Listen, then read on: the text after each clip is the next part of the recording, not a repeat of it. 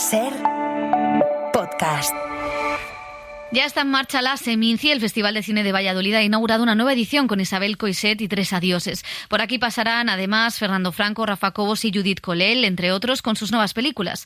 La que ya está en cines es La Concha de Oro del pasado Festival de San Sebastián. Lauda Ruiz de Azúa dirige Los Domingos, un drama familiar sobre una joven que se quiere meter a monja de clausura.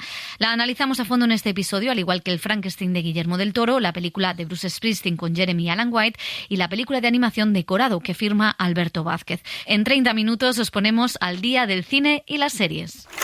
¡Acción!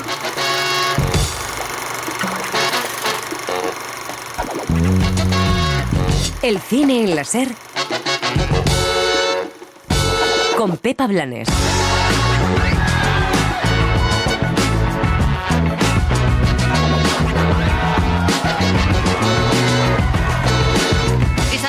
Inaugura la Seminci con 3 adioses, adaptación de la novela de la escritora antifascista Michela Murgia, una historia de desamor con Alba Rothbacher, Elio Germano y Francesco Carril. Dove è finito tutto quell'amore? Dove sono finiti tutti quei momenti? A los cines llega La Concha de Oro los domingos de Lauda Ruiz de Azúa, drama familiar que cuenta qué pasa cuando una niña decide meterse a monja de clausura. Yo creo que ese sentimiento que describes, de esa intensidad, puede ser espiritual, pero también pueden ser otras cosas. Decorado es la nueva película de animación de Alberto Vázquez, una comedia negra sobre la paranoia, el capitalismo y la libertad. Es que no sé si todo es real o es solo un sueño. Arnold, en este mundo es imposible soñar. Guillermo del Toro llevaba toda su vida queriendo adaptar Frankenstein, finalmente estrena su ambicioso proyecto con Oscar Isaac y Jacob Elordi. ¿Qué clase de criatura es esa? ¿Qué clase de diablo la creó? Bruce Springsteen siempre se había negado a que se hiciera un biopic suyo, pero ha aceptado que le interprete en su época más oscura el actor Jeremy Allen White en Delivery Me From Nowhere. Me siento distinto al volver a casa. Noto un vacío enorme. Creo que Bruce tiene miedo de lo que viene y se siente culpable por abandonar el mundo que conoce. Y en televisión tenemos la segunda temporada de La Ruta, la serie de Borja Soler sobre la ruta del bacalao que nos lleva a la Ibiza de los 90. Dentro de Ibiza hay como varias Ibizas, ¿vale? Como contenidos, por lo menos 5.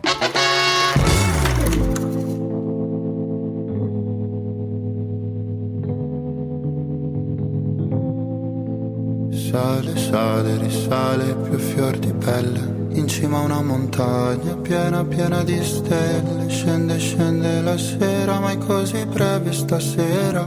Nera, nera riviera, c'è chi spera e chi va. Una preghiera, 2 preghiere, pregherò. Nel dubbio della sera, un'altra frase, mezza frase, aspetterò. Que sea vera. El cine en la Ser empieza esta semana en Valladolid. Ya ha comenzado la Seminci, festival que trata de ordenar el cine de autor en esta temporada otoñal y que ha sido inaugurado con 3 adioses de Isabel Coixet. José Manuel Romero, ¿qué tal? ¿Qué tal, Pepa? Tras su exitoso estreno en Italia, donde ha llegado a ser número 1 en taquilla, la película ha tenido su premier en la Seminci. Es la adaptación de la última novela de la recientemente fallecida escritora antifascista Michela Murgia, una historia de amor y desamor con Alba Rothbacher, Elio Germano y Francesco Carril. Esta idea de que la vida es corta siempre la he tenido, pero ahora evidentemente más que nunca.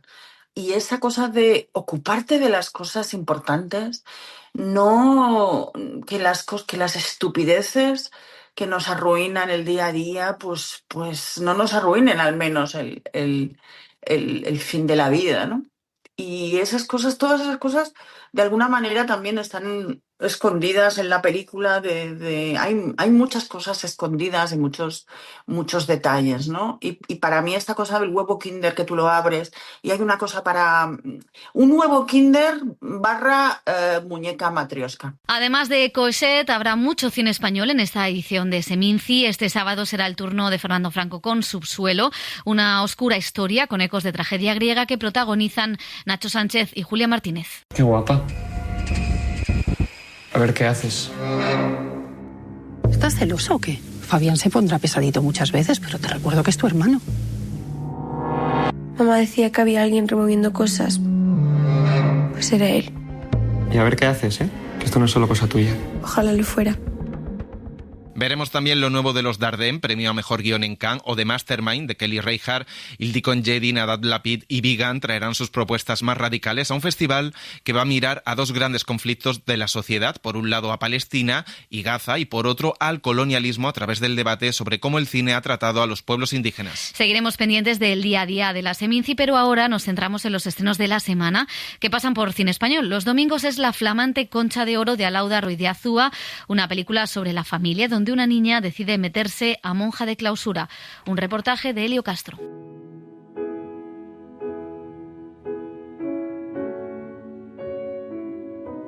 En su primera película, Cinco lobitos, Alauda Ruiz de Azúa hablaba de la maternidad. En la serie Querer, de los abusos sexuales dentro del matrimonio.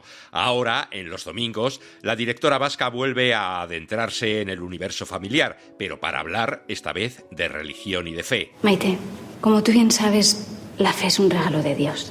¿Se tiene o no se tiene? Y esto es una cuestión de fe. La joven actriz Blanca Soroa interpreta a Ainara, una chica de 17 años que sorprende a su familia cuando les dice que quiere ser monja de clausura. Es que no entiendo ese empeño tuyo en encerrarte allí con 4 viejas, ¿verdad? También hay chicas como yo. Como tú no serán, cariño, son monjas. Bueno, pero me dejas de la experiencia. Que la madre Isabel me ha dicho que le vale con que le mande... Ainara, ya lo hablaremos. Vale, ya lo hablaremos. Y su padre viudo, que interpreta a Miguel Garcés, y su tía, a la que da vida Patricia López Arnaiz, no sabe muy bien cómo reaccionar ante este deseo. Nadie está feliz todo el rato, ni se siente pleno a todas horas. Ni aquí, ni en el convento, ni en ningún sitio. Que no es así. Porque yo en el convento es que no me siento así, no me siento mal. Yo en el convento estoy muy feliz. Y por eso quiero volver y quiero pasar tiempo con ellas.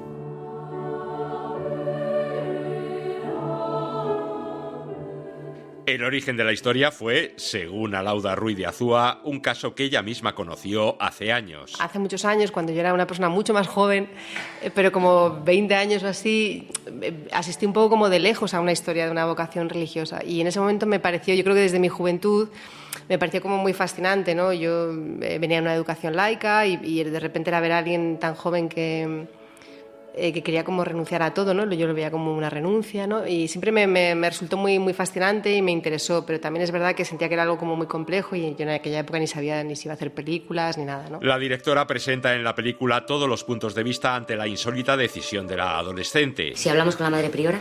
Sí, con el papa también. Esa mujer decide si Ainara entra o no. Si le explicamos lo que estamos viendo que pasa, pues igual lo ve ella también, ¿no? ¿Y qué está pasando, Maite? ¿Qué es lo que está pasando? Pues que Ainara no está preparada para esa vida, Iñaki. Porque si existe un proceso de discernimiento es porque no todas acaban de monjas. Tú lo que quieres es ir allí y contarle a la priora que Ainara tiene líos con chicos. Pues lo que haga falta. Y ella, como guionista y realizadora, explica que ha buscado más las preguntas que las respuestas. En Querer me di cuenta, ¿no? que me siento mucho más cómoda, más fuerte, más creativa cuando de repente estoy en un terreno en el que tengo más preguntas que respuestas. O sea, esto ya lo veo clarísimo, ¿no? Entonces hay algo un poco de seguir ese conejo blanco, ¿sabes? De decir, esto no lo tengo tan claro, pues es interesante. Porque también, si no lo tengo yo claro, seguramente mucha más gente no lo tenga claro, ¿no? Pero, además de estos interrogantes, Alauda Ruiz de Azúa introduce varios dilemas éticos y también afectivos. ¿Está la niña siendo manipulada por las religiosas? ¿Intenta manipularla en otro sentido su familia, sobre todo su tía? ¿Es la joven plenamente libre para tomar sus propias decisiones? Ainara cree en Dios. Cree. De la misma manera que vos crees en el cambio climático, ella cree en Dios. Ya, pero que ella crea en lo que le dé la gana, pero vaya a la universidad, ¿no? Bueno, ya va a ir. Es una chica estupenda. Pero ahora mismo es una fanática religiosa, yo no sé qué se puede hacer con eso. Y todo ello envuelto en las disputas que se dirimen en el seno de su propia familia, representadas en las comidas dominicales, y en donde salen a relucir todas las miserias materiales y personales. La familia me interesaba como ángulo porque, claro, es algo como que debería ser un refugio, pero a veces no lo es. Ponemos mucho empeño en mantener las familias como institución, les damos muchísimo valor y no son siempre ese sitio cálido que te recogen y que te apoyan y que te guían, ¿no?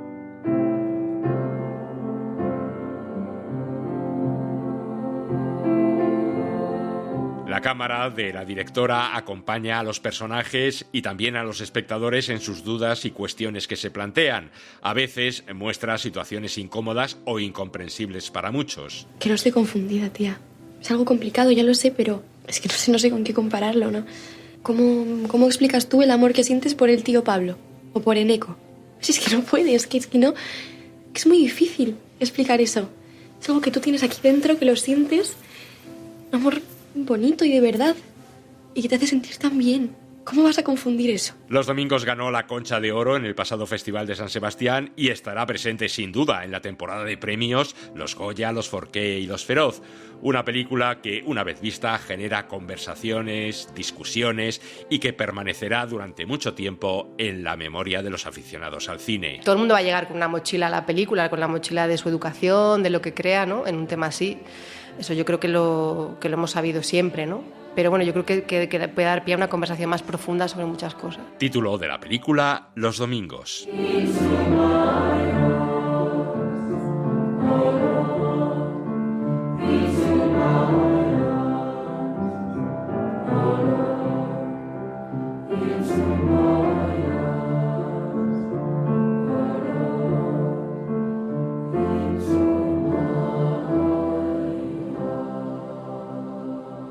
Seguimos con animación. Decorado es lo nuevo de Alberto Vázquez, una comedia negra con ecos de Orwell y del show de Truman, una historia protagonizada por unos ratones pero que retrata nuestro mundo actual y las dinámicas capitalistas. Un reportaje de Joel Peña.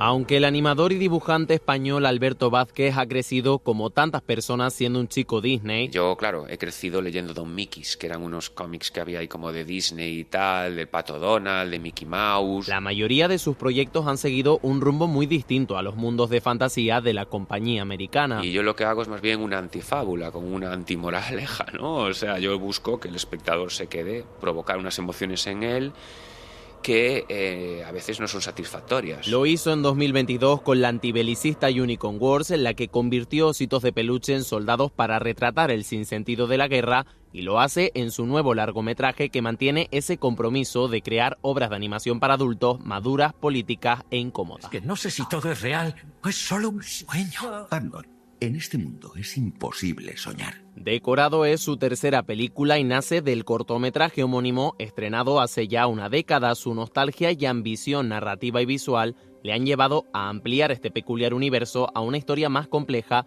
y demoledora a nivel emocional. ¿Nunca os habéis preguntado qué hay más allá? Otro lugar, otra manera de vivir. ¡Yo quiero ser libre! A través de animales antropomorfos, el largo cuestiona el sentido de la vida y todas las crisis que atravesamos. Yo te quiero ver feliz. Pero es que siento que no valgo para nada. En el centro de este relato está Arnold, un ratón de mediana edad en paro y que se encuentra al borde del divorcio, que vive en una sociedad, explica Vázquez, no muy lejana a la que habitamos. A ver, si esta peli funciona como un espejo de la sociedad en la que vivimos, una sociedad, yo qué sé, donde la hiperconectividad, el estrés, las redes sociales, las relaciones superficiales, las megacorporaciones, ¿no?, un poco controlan nuestra vida, el ultracapitalismo de alguna manera. Estos personajes están en crisis, es una crisis a lo que les lleva a la sociedad, una crisis médica, una crisis existencial, una crisis de trabajo.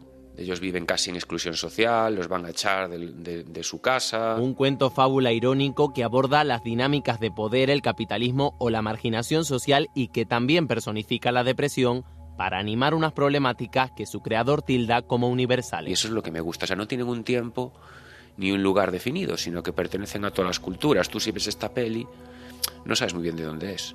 No sabes si es española, francesa, americana o japonesa. Tiene ese punto que la entienden en cualquier país. Estos personajes se entienden. El largo bebe de influencias culturales y películas que han acompañado al animador en su carrera, aunque puntualiza que no fue consciente de ellas hasta terminar la película. Todo esto mezclado con obras distópicas que han sido siempre, yo qué sé, un tipo de literatura que me ha encantado, literatura de evasión, pues como hablábamos, obviamente, en 1984, Un mundo feliz, y todo esto también mezclado con un sentido del humor, un poco surrealista, un poco negro, que yo relaciono con algunas pelis de Luis Buñuel, ¿sabes? En cuanto a la imagen visual, Vázquez utiliza fondos pintados a mano y animación 2D para mantener un equilibrio entre el realismo y la fantasía. Hay muchos personajes, ¿no? Y a veces están como 20 personajes en plano, ¿no? Entonces, claro, eso todo son costes, son sobrecostes, ¿no?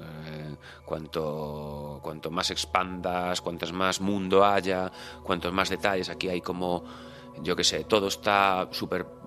hay un montón de detallitos, los objetos, los pósters que hay por detrás, pero sobre todo en animación, es donde cuesta más, es donde hay que invertir más pasta. En un momento en el que la animación para adultos triunfa en plataformas y no tiene apenas cabida en cines, Alberto Vázquez no tira la toalla y aún confía en que este tipo de películas tengan hueco en la sala. Me encantaría que la película se viese en 200 salas y la viese 2 millones de espectadores.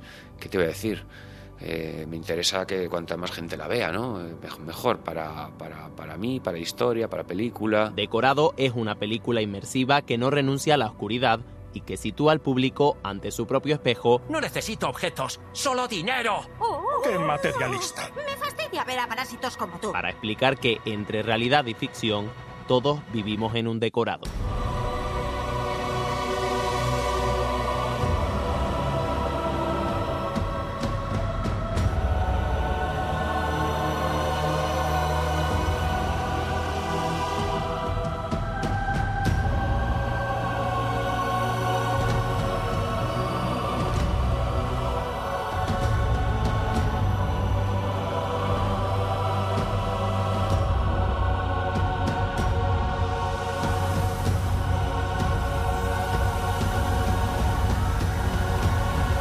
Los monstruos sirven para contar las heridas de la sociedad actual. Es lo que hizo Mary Shelley, que nos dio un arquetipo, el de Frankenstein, que dura hasta nuestros días. Guillermo del Toro adapta la historia de este científico ambicioso y un monstruo que ha creado con Jacob Elordi y Oscar Isaac.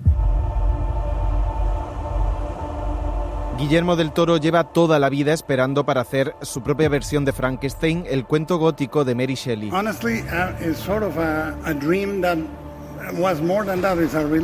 Honestamente, más que un sueño, para mí fue una religión desde que era niño. Me crié siendo muy católico y nunca entendí muy bien a los santos, pero cuando vi a Boris Karloff en la pantalla, comprendí qué aspecto tenía un santo o un mesías.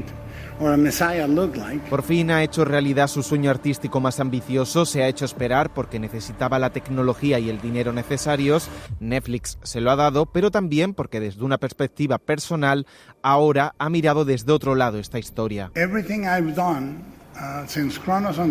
Todo lo que he hecho desde Cronos hasta ahora, cada herramienta que he aprendido, cada idea sobre lo que es dirigir ha estado encaminado a este momento. Y lo que no sabía es que cuando pensaba en una película siempre pensaba en la historia de un hijo y un padre, y luego me convertí en padre. Me alegro mucho de haber esperado, estoy muy agradecido de que no me haya ocurrido hace 20, 30 o 10 años.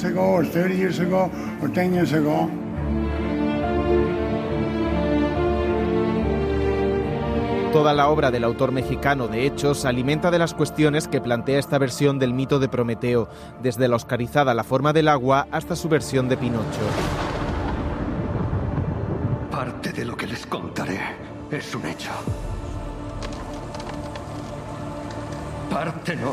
La historia es de sobra conocida. Un médico, Víctor Frankenstein, consigue lo insólito en la ciencia del siglo XIX, crear un ser humano con vida, con inteligencia y con emociones. ¿Qué clase de criatura es esa? Pero la cosa no sale bien y todo acto tiene consecuencias. ¿Qué clase de diablo la creó? Fui yo. La diferencia, sin embargo, es que a Guillermo del Toro le interesa más el punto de vista de la criatura. Mi creador ha contado su relato. Ahora yo contaré el mío. El punto de vista de un monstruo sensible y bueno que solo quiere estar con sus iguales y está condenado a la vida eterna. Un monstruo que conoce la crueldad, la violencia y el individualismo del mundo que le rodea, pero también el amor. Víctor Frankenstein. Un Frankenstein mucho más estilizado que en las versiones cinematográficas que se han filmado antes, con un cuerpo fibroso, musculado, como una estatua de marfil, al que interpreta un fantástico Jacob Elordi. Víctor es un artista. Si lleva 20 años soñando con esto, haría algo perfecto y hermoso. Para la cabeza nos basamos en los diagramas frenológicos de 1800 y para el cuerpo intentamos dar sentido a las líneas de corte con cirugía, pero también con belleza. Frente a él, su creador, un desbocado Oscar Isaac como Víctor Frankenstein. Al principio me acerqué a Víctor más como artista, incluso por la forma en que se expresa, la forma en que se viste, la forma en que se mueve, y menos como un científico, porque proviene de un lugar mucho más doloroso. Creo que siempre he sentido algo sombrío detrás. Esta película es particularmente personal en ese sentido. Creo que también se pregunta, ¿cómo se vive con un corazón roto? ¿Y qué haces con un corazón roto? El blanco, el negro y el rojo son los colores a los que el director se encomienda cuando nos cuenta la infancia del protagonista, los colores de la vida, la muerte y la sangre. En el relato adulto el tono cambia, pero el rojo sigue siendo el color que siempre está presente. La forma en la que vi fue, ¿podemos crear un mundo entero? La primera parte es un color y la segunda es de diferentes colores y el rojo continúa como la imagen de la madre a lo largo de la película y había una ambición muy operística. Los elementos católicos, los santos, la idea de Dios como creador del universo, el perdón, el amor y el mal aparecen en esta versión melodramática del mito. La reparación es el siguiente paso después del perdón, pero el perdón es el más urgente y complicado de los pasos. A menudo nos vemos a nosotros mismos como si no tuviéramos capacidad de decisión en lo que sucede, y en realidad esa es una idea totalmente falsa. Creo que el perdón es el principio de la reparación. Guillermo del Toro utiliza todas las herramientas del cuento gótico, de la novela de aventuras y de la ciencia ficción para esta emotiva historia de personajes heridos que sufren y que aprenden a perdonarse. Vivimos en una época de terror e intimidación, sin duda, y la respuesta de la que forma parte el arte es el amor. Y la pregunta central de la novela desde el principio es, ¿qué significa ser humano? ¿Qué nos hace humanos? Y no hay tarea más urgente que seguir siendo humanos en una época en la que todo nos empuja a una comprensión bipolar de nuestra humanidad. Y eso no es cierto, es totalmente artificial. La característica multicromática de un ser humano es poder ser negro, blanco, gris y todos los tonos intermedios. Y creo que la película trata de mostrar personajes imperfectos y el derecho que tenemos a permanecer imperfectos y el derecho que tenemos a entendernos unos a otros en las circunstancias más opresivas. Desde el epílogo y el final, que acontecen en un barco del Polo Norte, hasta el laboratorio en un castillo escocés, el director viaja por Francia, Escocia, Londres, la campiña inglesa, en una producción apabullante que ha cuidado el más mínimo detalle de los decorados, del vestuario, de los utensilios y de todos los encuadres. Si no estás dispuesto a concederme el amor.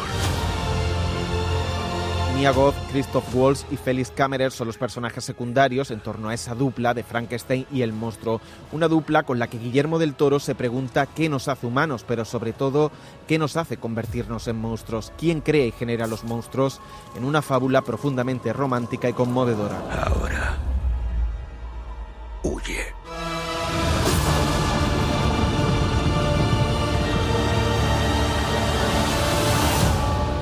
Y tenemos también música. Bruce Springsteen ya tiene su biopic, una historia oscura y melancólica que recrea el momento en el que el músico se encerró a componer Nebraska.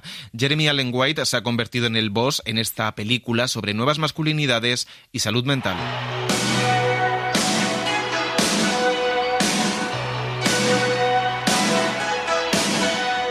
Bruce Springsteen es un icono inmaculado, transversal, emblema de lo mejor del sueño americano, y todo eso lo ha logrado sin ser equidistante, mojándose políticamente, cuestionando las grietas del sistema, como hacía hace unas semanas con el presentador cancelado Jimmy Kimmel a propósito de Trump. Many people around the world still see our country not as a land of fear, not as a land of divisiveness, not of government censorship, not of hatred. And I basically believe that that's an America that's worth fighting for, and I think that there's Decía el que ha llevado la bandera del país en su pantalón vaquero durante décadas y que en toda su carrera se ha negado a convertirse en carne de biopic. Hasta ahora, el cantante dio el visto bueno a la película de Scott Cooper, que se basa en el libro Deliver Me From Nowhere, del escritor y músico Warren Thames. It shows Bruce at his most vulnerable. Muestra a Bruce en su momento más vulnerable, en su peor momento, como él dijo, en su viaje más doloroso. Ese álbum, Nebraska, y ese periodo de tiempo en particular, nos dicen quién es realmente Bruce Springsteen. El director apuntaba a por qué este cambio de opinión del boss. La película se centra en un momento muy concreto, la creación de Nebraska en el año 82, un álbum marcado por una fuerte denuncia social y considerado uno de los mejores de todos los tiempos por la crítica. Un disco imperfecto al que la discográfica fue reticente por no seguir lo que se esperaba del artista, pero que se ha convertido en álbum de culto. Es un 305 V8. Nunca había tenido un coche nuevo. Le vine al pelo a una estrella del rock tan apuesta. Sé quién es usted. Ojalá lo supiera yo. En ese disco, Springsteen se desnudó emocionalmente contando la difícil relación con su padre, que padecía una enfermedad mental. Pero además, él mismo sufrió una depresión, que muestra en la gran pantalla. Los hombres en Estados Unidos sufren una epidemia de soledad. Se enfrentan a la depresión. No saben cómo obtener ayuda. No saben dónde buscar esa ayuda. Tal vez tengan miedo de que les ayuden, incluso. Si alguien ve que Bruce Springsteen estaba lidiando con esto, recibió la ayuda adecuada y pudo llevar una vida muy rica, gratificante y creativa, igual inspira mucho más. Jeremy Allen White es el actor que encarna al boss. Había bailado antes, pero es la primera vez que canta. Asume la energía del rockero sobre el escenario y la soledad de introspección del artista en su casa. Le vemos componer Born in the USA, el momento icónico de la película. Boss, ¿hacemos una prueba de micro?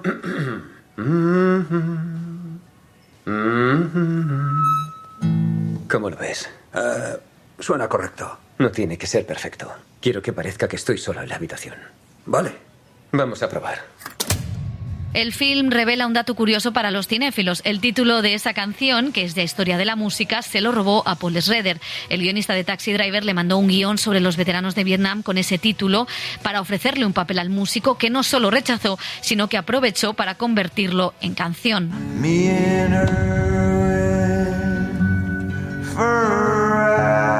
El suelo tiene que ser sólido. Tienes que poder plantarte encima. Pues Bruce no podía.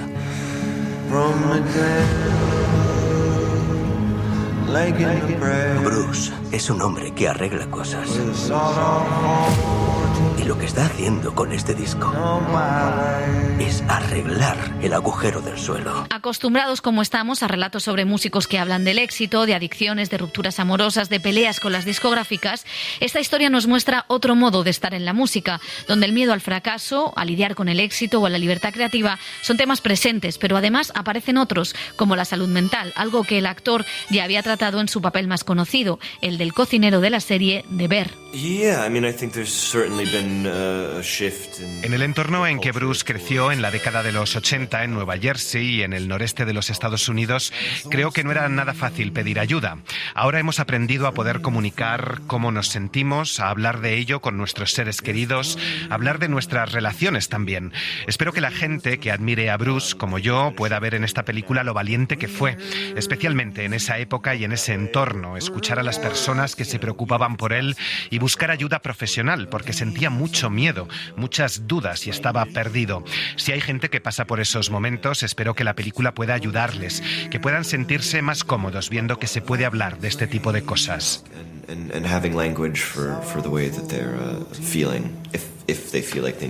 También está la amistad entre el músico y su manager Landau, al que interpreta Jeremy Strong. Tienes que entender una cosa.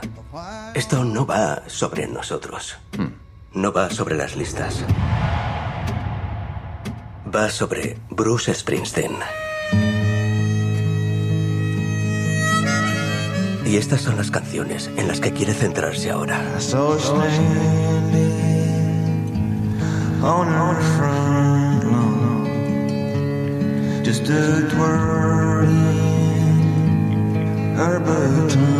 Te voy a contar una historia.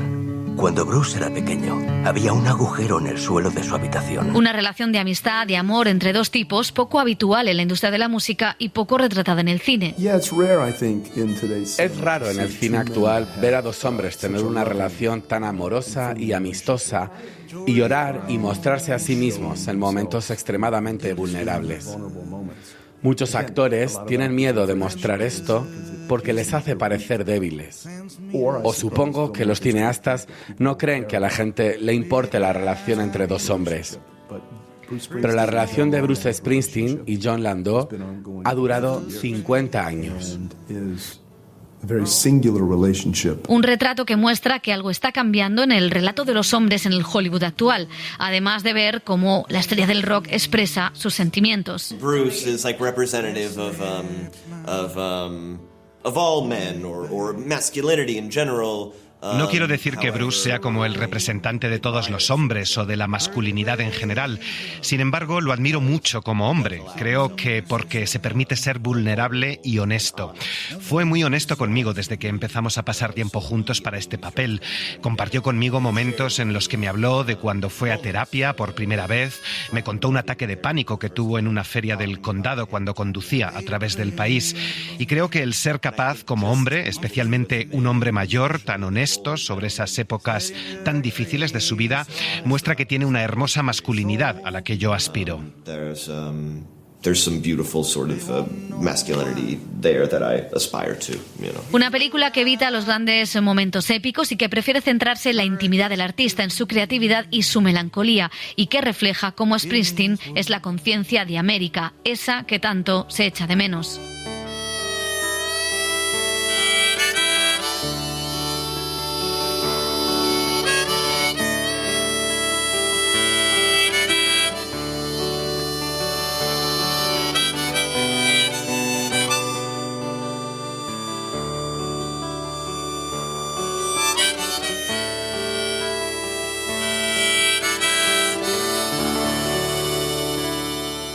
El cine en la SER con Pepa Blanes.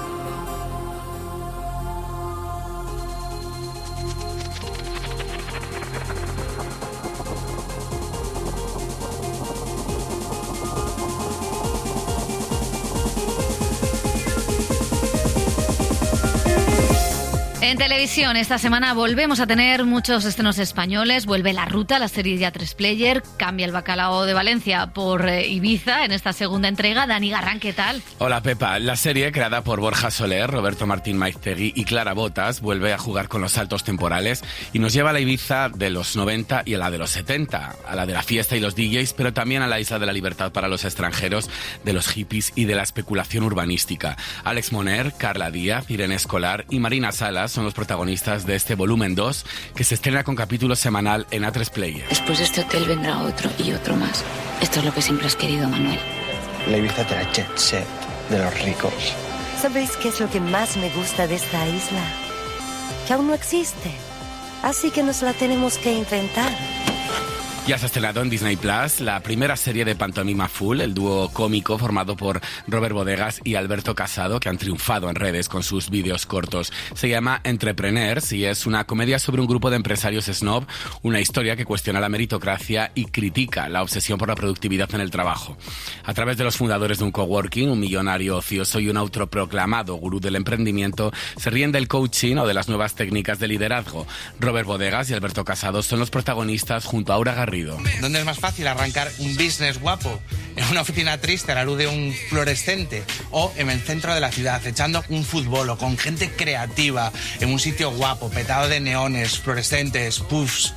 Es que es un escándalo. Nadie quiere esto fue una de las últimas grandes sorpresas de Netflix. La comedia romántica, protagonizada por Kristen Bell y Adam Brody, fue un soplo de aire fresco para el género, con la historia de amor entre un rabino moderno comprometido con su comunidad y una podcaster con problemas de compromiso y educación cristiana. Ahora regresa con la segunda temporada, menos cómica, más emocional y la incorporación de Leighton Meester al elenco. Si todo esto es porque no eres judía, sé judía, no veo... ¿Qué? ¿Cuál es el problema? Es perfecto porque no defiendes nada mucho ni tienes convicciones fuertes, así No, que... ella sí que defiende cosas. El feminismo. Eres muy fan de eso, ¿no? Sí. Y te niegas a que te inviten. Defiende cosas. Sí, pero ¿qué diferencia hay entre ser judía o no serlo? Donde veo diferencias es entre tener un novio con casa propia o morirte sola. También en Netflix podemos ver El monstruo de Florencia, un true crime que recrea con una mirada sobria y perspectiva de género el caso del primer asesino en serie de Italia. La producción repasa asesinatos dobles cometidos entre el 68 y el 85 y una investigación llena de giros sospechosos y controversias judiciales que marcaron a toda una generación. Stefano Sollima y Leonardo Fasoli son los creadores de este true crime que huye del morbo para recrear una época profundamente machista. Mismo modus operandi. Primero mata al hombre y luego extirpa el pubis a la mujer. Y con los de hoy ya son 8 homicidios. Al final, entre este delito y el del 81 pasaron 7 años. Sin que nadie investigara al verdadero asesino porque se calificó como un delito pasional. Comprobemos todos los casos que tengan semejanzas con los nuestros. De hoy, de ayer, de hace 20 años, hayan sido ya resueltos o estén sin resolver.